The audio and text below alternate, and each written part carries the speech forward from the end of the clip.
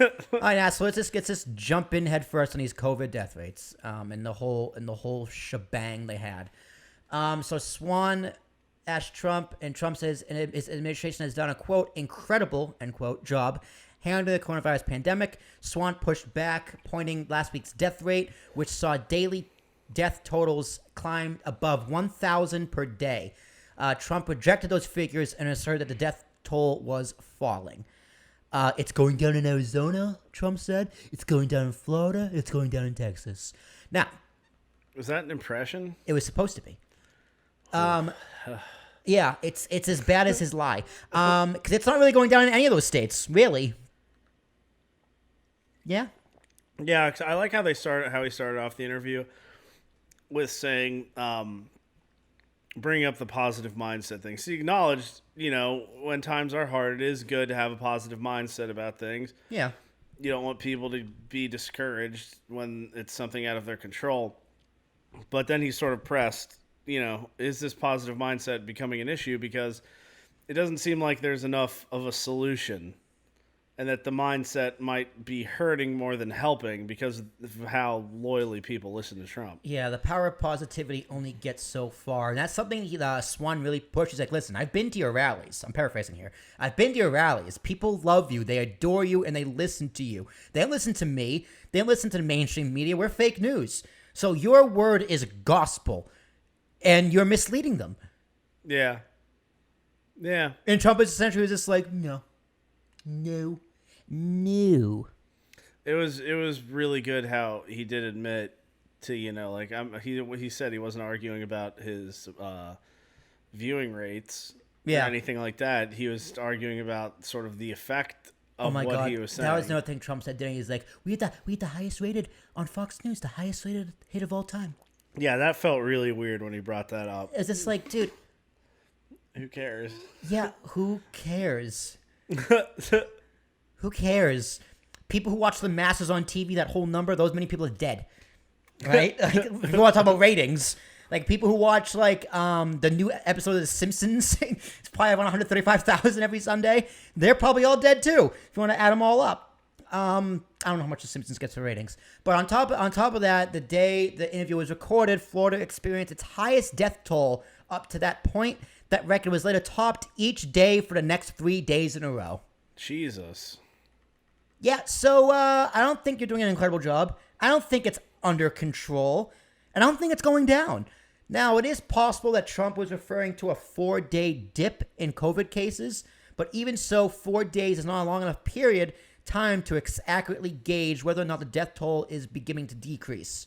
Yeah. Right? It's not even a business week. It's not even a business week. Only if there's a holiday. But, what... This whole interview is just like, where's the leadership? Yeah, I get that, because the way he skirted the questions, too. You had a lot of, when he brought up that ratings thing, that had nothing to do with anything. Yeah. A lot of ways it had nothing to do with anything. He just kept rambling till he got to a different point. And that's why you saw so much back and forth of, what was the interviewer's name? Jonathan Swan. Swan just keep pushing him with the same question. Like, what are the numbers? Just give me the numbers. Tell me the numbers. Yeah. Yeah. He really wasn't fighting him either. He was just sort of asserting that you need to answer that question. Yeah. Like, they weren't really, debating or arguing. It was kind of just like, let me ask you again in a different way. Let me just point blank ask you again. So Trump also accused media outlets of incorrectly, reporting coronavirus-related statistics, but he declined to offer an explanation as to how. Instead, he asserted his administration should receive credit for testing and more rigorously than other countries.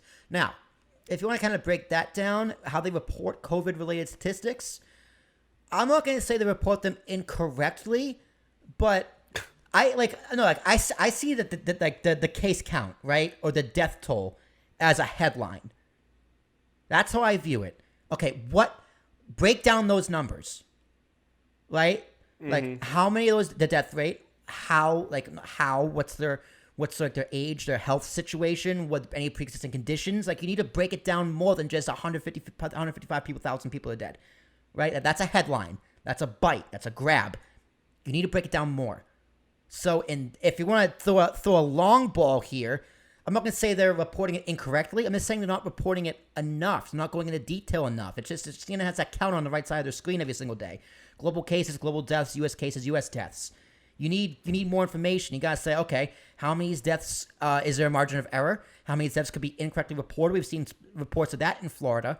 The case counts are false positives. We've seen instances of that in Florida as well. Fuck you, Florida, by the way. But like that kind of thing needs to also be reported. And in that situation, I don't think it's what Trump meant. But no, I don't think it either.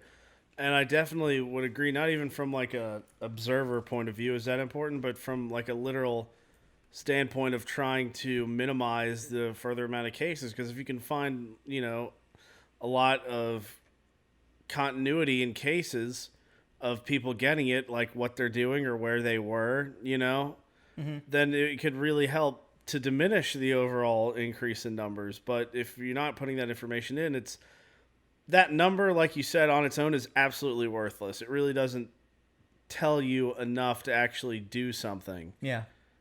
I mean, it tells you that something needs to get done, but it doesn't tell you what or how. Mm-hmm. Where it's like if it turned out that everybody that got sick in Florida was because they were all at the beach. Okay, well, maybe it, I don't know, transfers more in water. But we don't know because it's just that kind of information doesn't exist. Yeah. Well, this thing off my head now, they have done reports and studies about people who wear like masks versus no masks. So I compared states or counties with people who wear masks and don't wear masks. And obviously masks work. Like that's an example of them reporting it correctly. Mm-hmm. Right? Whereas opposed to 155,000 people are dead. That's it. It's sad. Obviously, it's sad. Like Trump this, Trump that, but you gotta break it down further.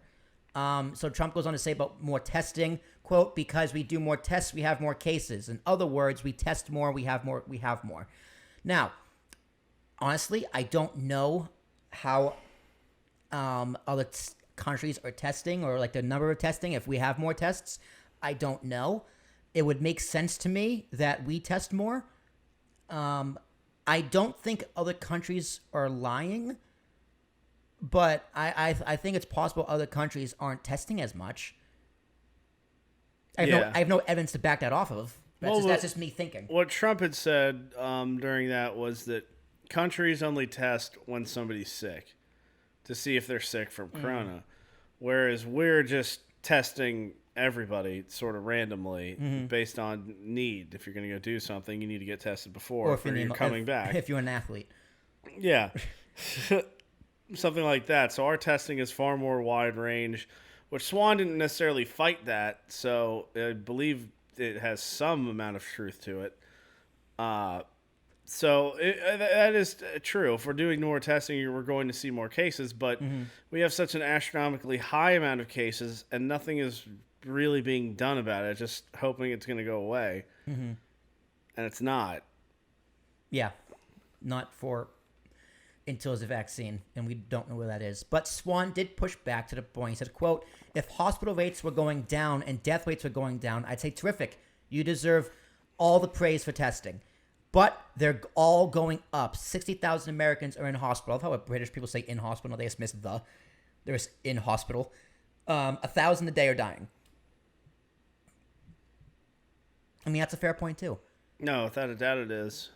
Because that's really the determining factor. You can't pat yourself on the back for not doing anything. Right? It's like, okay, we're testing more. We know who has it, but then what?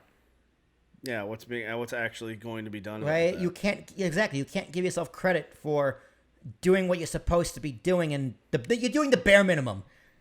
Yeah, exactly. And even in that interview, he kept referring back to that point about him closing travel from other countries coming into the U.S., where he shut that down, and that's good and all. I'm glad he did that. That was a good thing to do. In January specifically, he shut down travel from China, which people bashed him a lot back then. He was right.